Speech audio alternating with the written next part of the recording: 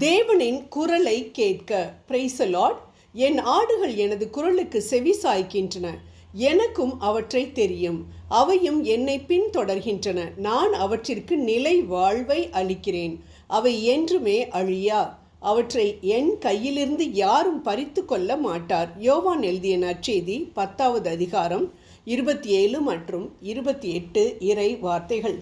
நாம் ஆண்டவரிடமிருந்து நிலை வாழ்வை பெற வேண்டுமென்றால் அவரது குரலுக்கு செவிசாய்த்து அவரை பின்தொடர வேண்டும் என்று இயேசு இங்கு வலியுறுத்துவதை நாம் பார்க்கின்றோம். ஆம் அன்பானவர்களே, நம்மில் எத்தனை பேருக்கு அவரின் குரலை கேட்க வேண்டும் என்ற ஆவல் இருக்கின்றது?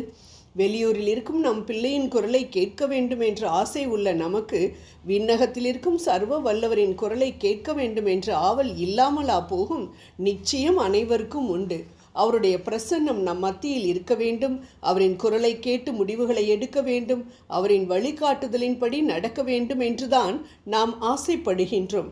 ஆனால் முடியவில்லை. ஆண்டவரே, ஏன் உமது குரலை நான் கேட்க முடியலப்பா? ஏன் பேசாமல் நீங்கள் மௌனமாக இருக்கிறீங்க? தூங்கி கொண்டிருந்த சிறுவன் சாமுவேலை தட்டி எழுப்பி பேசினீரே, இதோ பேசும் ஆண்டவரே என்று வார்த்தைகளுக்கு ஏங்கி நிற்கும் என்னிடம் ஏன் பேச மாட்டேன் என்கிறீர்கள் என்று எத்தனை முறை கேட்டிருக்கிறோம். அதுவும் மிகவும் முக்கியமான முடிவுகளை எடுக்க ஆண்டவரின் ஆலோசனைக்காக காத்து நிற்கும் பொழுது, அன்பானவர்களே, நாம் அவரின் குரலை கேட்க முடியவில்லை என்றால் அவர் பேசாமல் அமைதியாக இருக்கிறார் என்றோ அல்லது அவரது முகத்தை வேறு பக்கம் திருப்பிக் கொண்டிருக்கிறாரோ என்று அர்த்தமில்லை. அவர்தான் பேசி உறவாட வேண்டும் என்பதற்காகவே மனிதனை படைத்தவராச்சே. எவ்வாறு பேசாமல் இருப்பார்? தன்னோடு பேச விடாமல் மனிதனை கட்டி வைத்திருக்கும் பாவத்திலிருந்து மனிதனை மீட்க, அவனை தன்னோடு பேசும் நிலைக்கு உயர்த்த வேண்டும் என்ற நோக்கத்தோடு வந்த ஆண்டவர் பேசுவதற்காக ஆவலாய்தான் இருக்கிறார். ஆனால் நாம் அவரது குரலை கேட்க முடியாதபடி நமக்கும் அவருக்கும் இடையே ஒரு பெரிய சுவரை எழுப்பி வைத்திருக்கின்றோம். அந்த சுவர் உடைக்கப்பட்டால்தான் நாம் அவர் குரலை கேட்க முடியும். அன்பானவர்களே, ஆண்டவரின் குரலை நாம் கேட்க முடியாதபடி நம்மை தடுக்கும் காரியங்கள் அநேகம் இருந்தாலும் அவற்றில் மிக முக்கியமானது ஒன்று, அதுதான் இவ்வுலக சத்தம். பக்கத்தில் யாராவது சத்தமாக பேசிக்கொண்டிருந்தால் நம்மால் தெளிவாக மற்றவரிடம் ஃபோனில் பேச முடியுமா? நிச்சயமாக இல்லைதானே. அதே போல்தான் நாம் காலையில் எழுந்ததிலிருந்து படுக்க செல்லும் வரைக்கும் அநேக சத்தங்களை கேட்டுக்கொண்டிருக்கின்றோம்.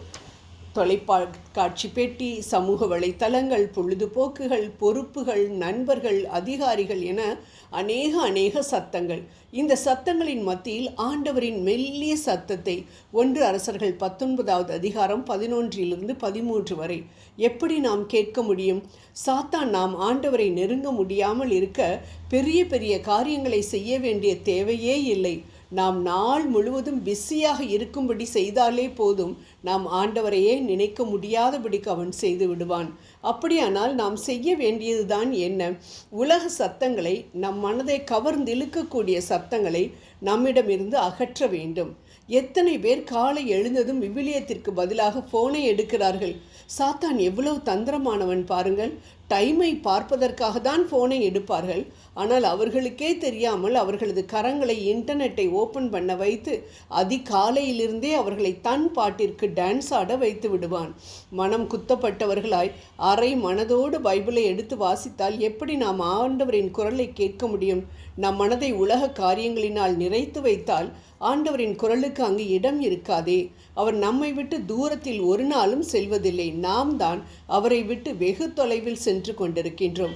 தூரமாய் போக போக எப்படி அவர் குரலை கேட்க முடியும்? ஆகவே ஒன்றுமில்லாமையிலிருந்து உலகத்தை உருவாக்கின அவரது குரலை, காற்றையும் கடலையும் அதட்டும் அவரது குரலை, பிசாசை துரத்தும் அவரது குரலை, அக்கினி ஜுவாலையை பிளக்கக்கூடிய அவரது குரலை, வனாந்தரத்தை அதிர பண்ணும் அவரது குரலை, வல்லமையுள்ள மகத்துவமுள்ள அவரது குரலை கேட்க வேண்டும் என்றால் நம்மை ஆக்கிரமித்து கொண்டிருக்கும் மற்ற சத்தங்களை நம்மிடமிருந்து அகற்ற வேண்டும்.